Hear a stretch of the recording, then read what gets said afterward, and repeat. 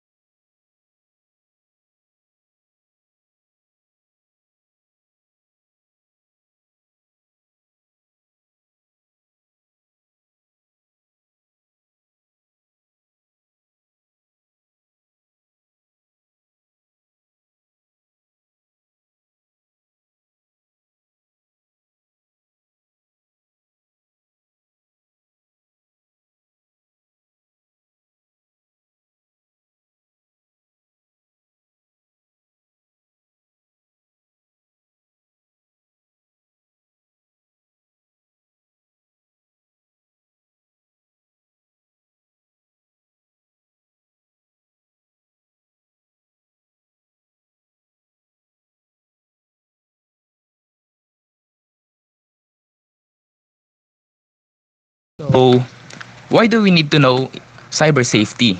It's important to know to secure our transactions and to avoid falling into the trap of the cyber crime. How many people use internet on 2019? There are 4.39 billion internet users in 2019. Those are big numbers that don't lie and might never been ignored. As the internet users increases, also the frauds in internet also increasing in rates. Where can I report cybercrime in the Philippines? So let's take a look at it. You can take a picture or screenshot in case you need it. We have the Office of Cybercrime, Department of Justice, Republic of the Philippines, telephone 632-523-8482 and 632-523-6826. We have also the law. Philippines Internet Safety Law. It is called the Cybercrime Prevention Act 2012 in the Republic of 175. So what it indicates? It aims the legal issues concerning online interactions such as cyber sex, cyber squatting, child pornography, identity theft, illegal access, data, and libel. So these cases are common to us and usually heard. So we have known the background information of these cases. So in case you need to report or encounter these cases, you need to dial the telephone given recently. So next please. What are the common threats and danger? These are the threats. About the information security, sensitive information such as personal information and identity It includes your identity information to secure your information and your password associated with the personal property. So next, first we have phishing. Phishing is a type of scam where the scammers disguise as a trustworthy. So phishing, it disguised as a useful app or website, but then if you click on it, then they will hunt your sensitive information. Recently, there is a news that Smart give will give a 15 gigabytes free. So when you click the website, then you will see that you need there is an permission to log in on a Facebook, but the link of the Facebook has numbers on it. Then you will identify it is a phishing method. So avoid it.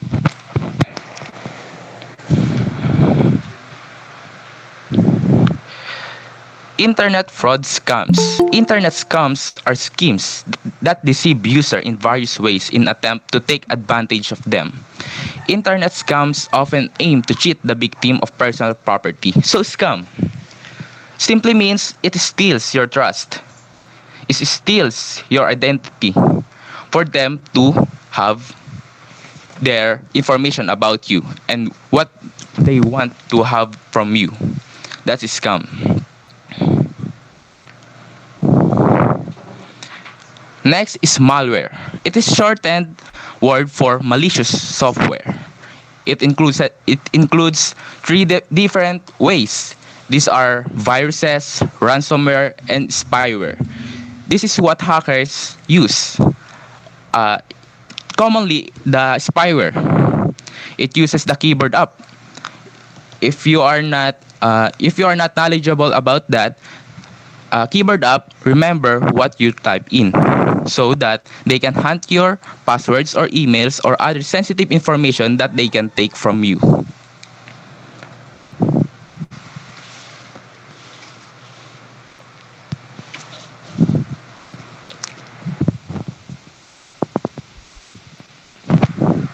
Okay, Mr. Stabilio, it's your turn.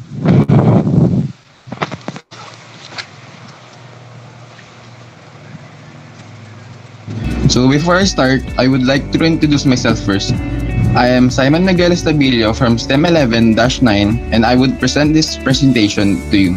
So let's start. Personal safety. The growth of the internet gave rise to many important services accessible to anyone with a connection. As the number of internet users continues to grow worldwide, governments and organizations have expressed concerns about the safety of the children and teenagers using the internet. Over the 45% have announced that they have endured some sort of cyber harassment. This is especially concerned to parents and children, as children are often targets of the malicious users. Sensitive information such as personal information and identity, passwords are often associated with personal property. For example, bank accounts and privacy may present security concerns if leaked. Unauthorized access and usage of private information may result in consequences such as identity theft as well as theft of property. Based on our presentation, we have 5 common threats to personal safety. Next na. The first one is cyberstalking. Cyberstalking is the use of the internet or other electronic means to stalk or harass an individual, group, or organization, and can take different forms including slander, defamation, and threats. It may also include monitoring, identity theft, vandalism, solicitation for sex, or gathering information that may be used to threaten or embarrass or harass. The second one is cyberbullying. Cyberbullying or cyber harassment is a form of bullying or harassment using an electronic means. Cyberbullying can occur through SMS, text, apps, and online and social media where people can view, participate in, or share content. Cyberbullying includes sending, posting, or sharing negative content about someone else. It can include sharing personal or private information about someone and it can cause embarrassment or humiliation. Next. The third one is online predation.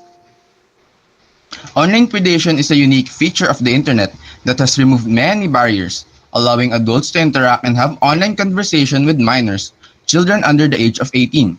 Sometimes, these interactions are harmless, but other times, these interactions can have negative consequences. Online predation is controlled by the online predators. Online predators are defined as adult online users who seek to exploit vulnerable children or adolescents for sexual or other abusive purposes. Online predators have the anonymity of the internet on their side. So this means that they no longer have to that they no longer have to go to great measures to blend in into society and roam freely through cyberspace, searching for the people to target and creating relationships with the chosen victim. The fourth one is obscene or offensive content. Obscene or offensive content are common in different websites. It is any forms of messages that contains racist, slanderous, and sexual offense. Such websites may include internet, shock sites, hate speech, or otherwise inflammatory content. It may manifest in many ways like pop-up ads and unsuspecting links. Next. And lastly, sextortion. Sextortion employs non-physical forms of coercion to exert sexual favors from the victim. Sextortion is also used to describe as an abuse of power.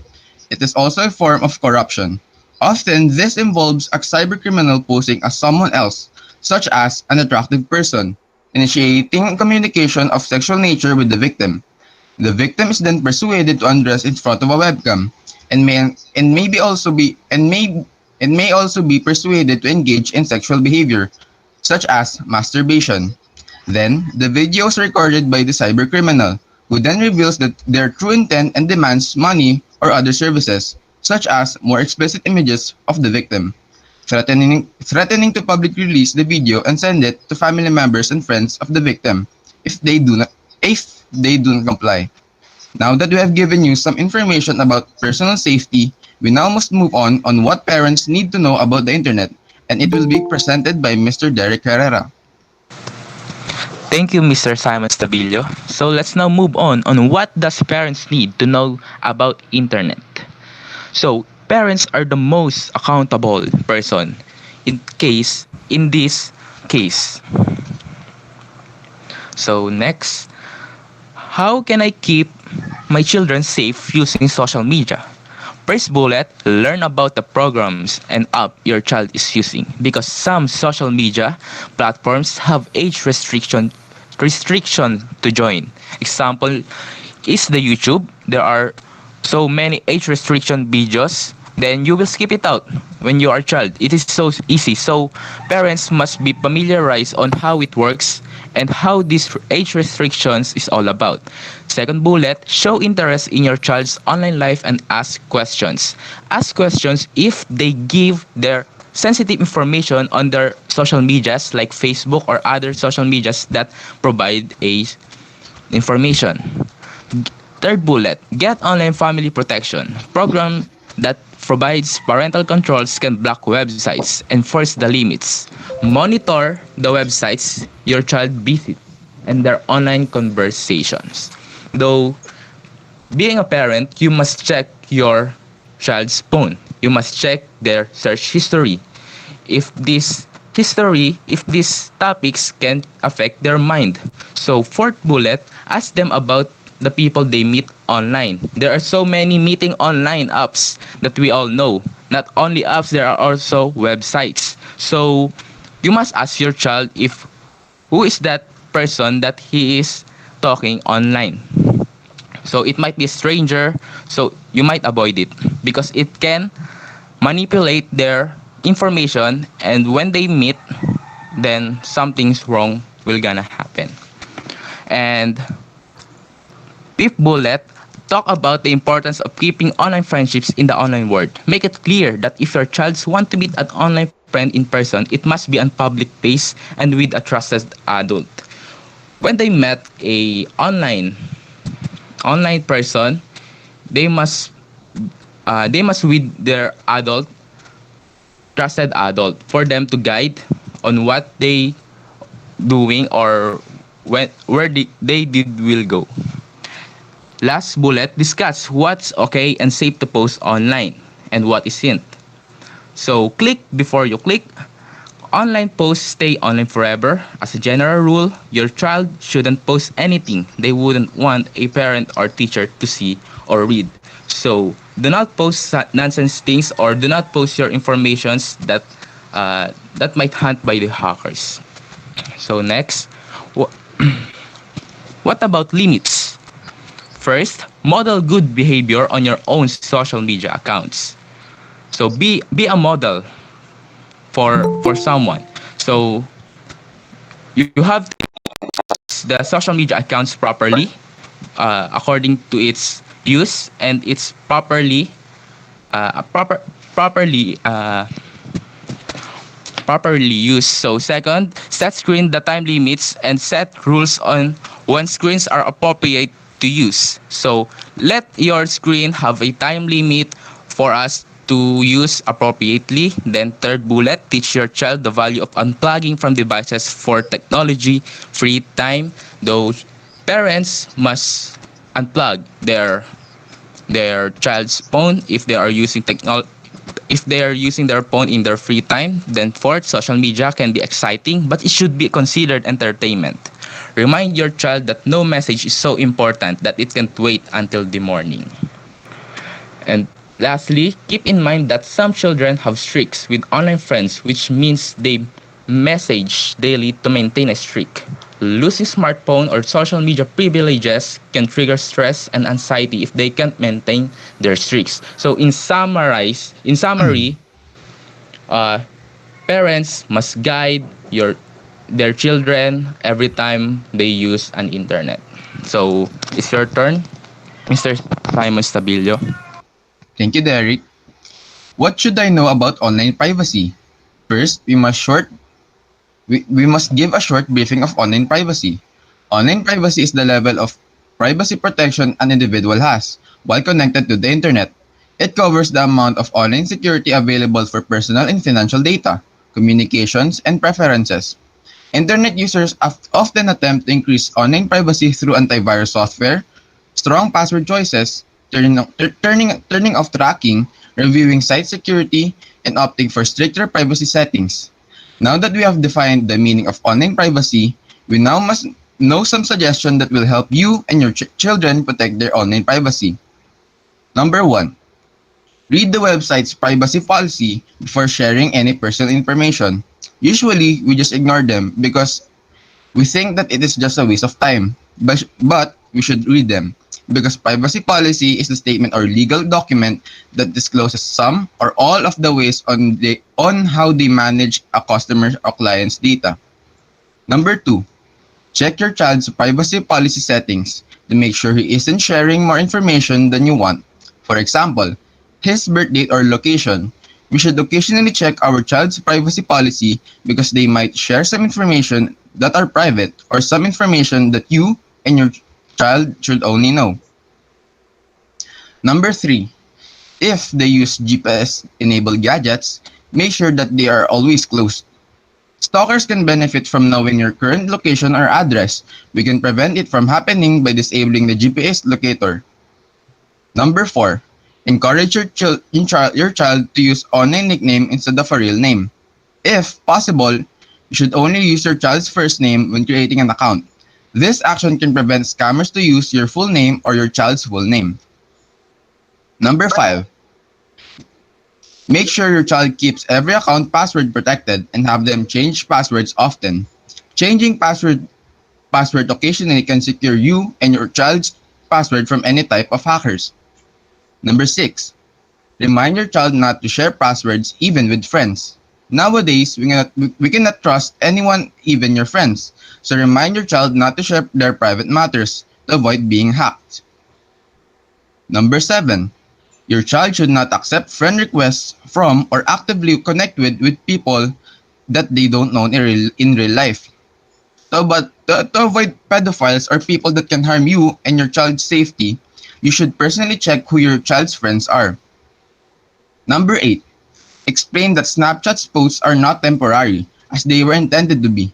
People can take screenshots of the photo before it disappears.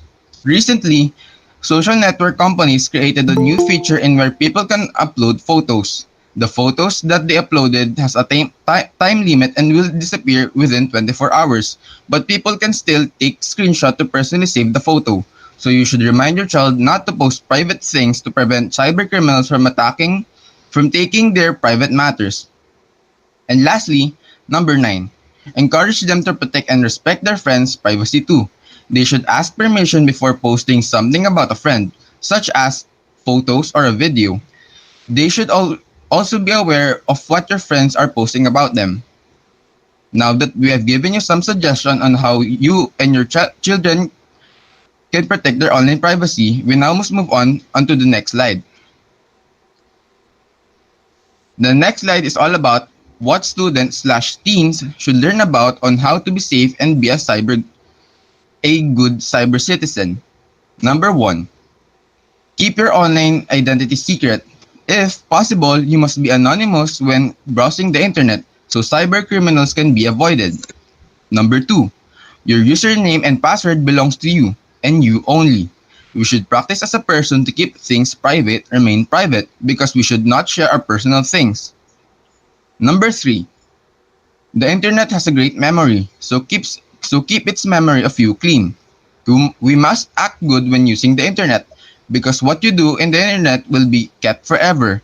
And people might use the things that you have done in the past against you. Number 4, be good online just like you are offline. We must act online the same way we act in real life. We must be true to ourselves so that we can prevent bad things from happening to us. Number 5, be extremely careful when meeting someone in person, especially when we just met them on the internet and not personally know them. And lastly, number 6, your parents are ultimately responsible for minors online. Parents should always monitor minors when using the internet because we might not know the things that they do alone using the internet. Now that we have given you what students/teens should learn about on how to be safe and be a good cyber citizen, we will now move on what parents can do, and it will be explained by Mr. Derek Herrera.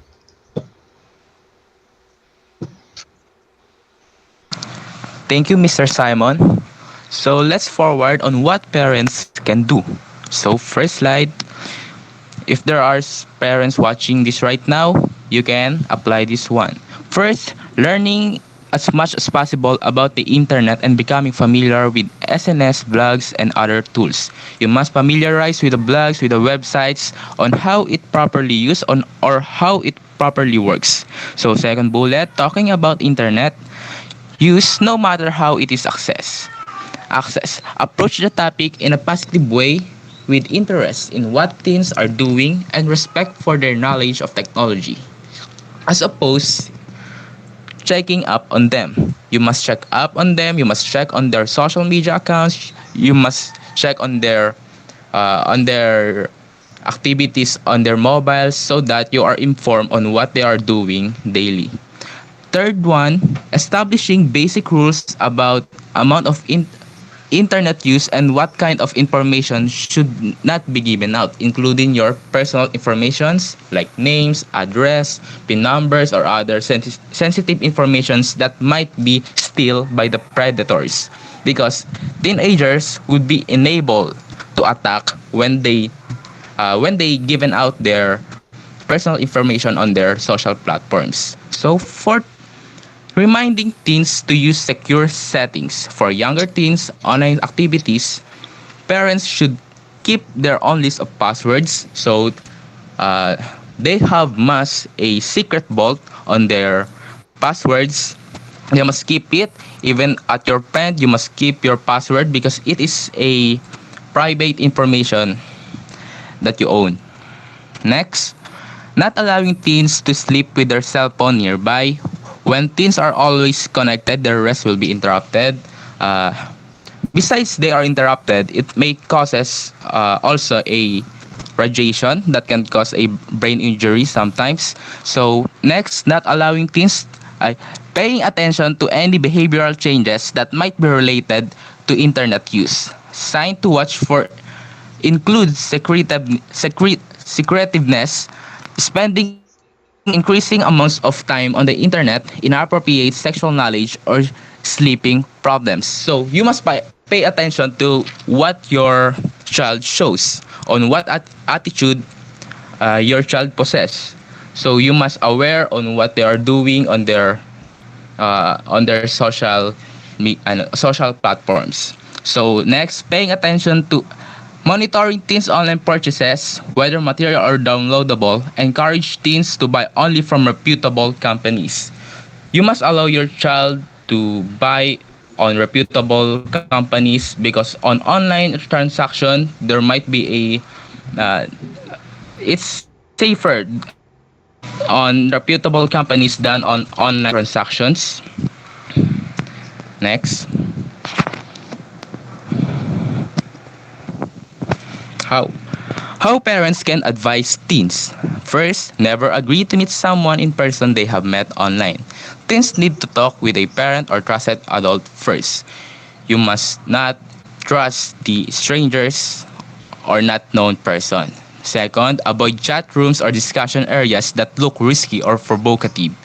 Encourage teens to trust their instincts. So, uh, avoid chat room or discussion areas that can affect their mindset or can be risky for them to be safer on the social life. Third, be wary of those who want too much information. There is no rule that says personal information must be given out. Not all things must given out. Not all things can show publicly. You must keep your private information and keep it from yourself and as a secret one. Next, log off, close the browser window, or navigate away if something online doesn't seem right or causes uncomfortable feelings, and never give out passwords, even to friends. Uh, uh, like sa sinabi ko kanina, like what I said before, that do not give your password to someone else, even at your friends, because password is the most private thing in the social platform.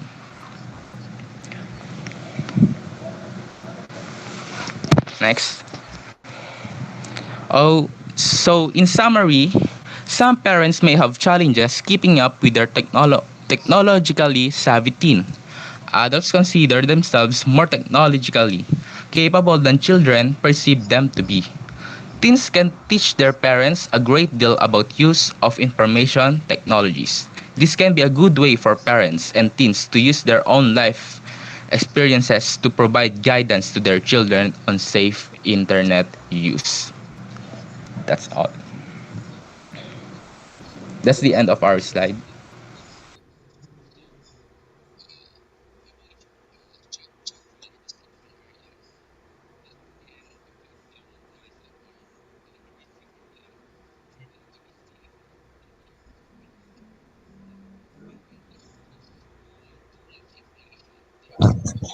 Ayan. Thank you, Mr. Simon Estabilio and Mr. Derek Carlo Herrera, for that excellent presentation. So we will go ahead and take some time for questions. So we have a question from our live stream on YouTube. First question, what is the most important thing to ask yourself before posting something online? Mr. Derek will answer this one. You must think if that post contains your sensitive information. If not, then you will able to post it. So for me, do not post something or some post that contains your information or personal informations for you to be not attacked by the frauds of the internet.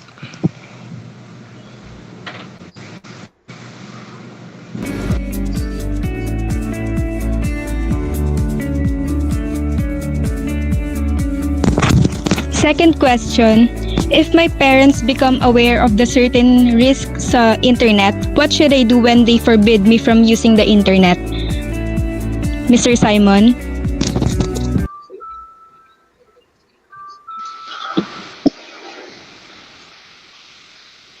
Uh, Kung gusto nila na ayaw nila akong paggamitin ng internet, I would susundin ko sila. Kasi parents knows best, and ang risk talaga sa internet ay hindi maiiwasan. So yun, parang para maiwasan, hindi na lang ako gagamit ng internet.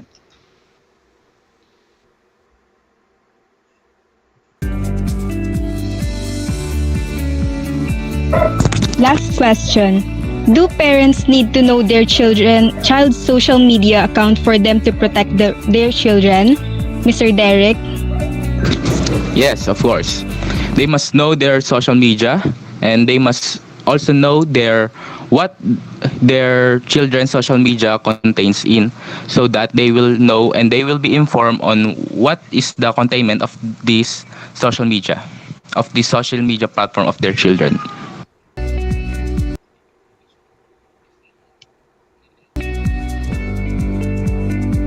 Ayan.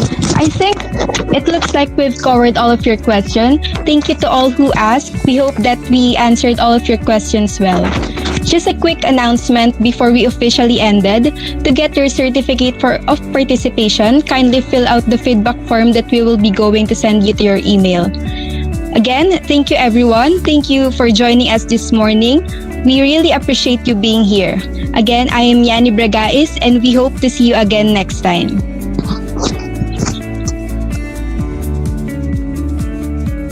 Thank you. Thank you for all the listeners. Thank you for listening.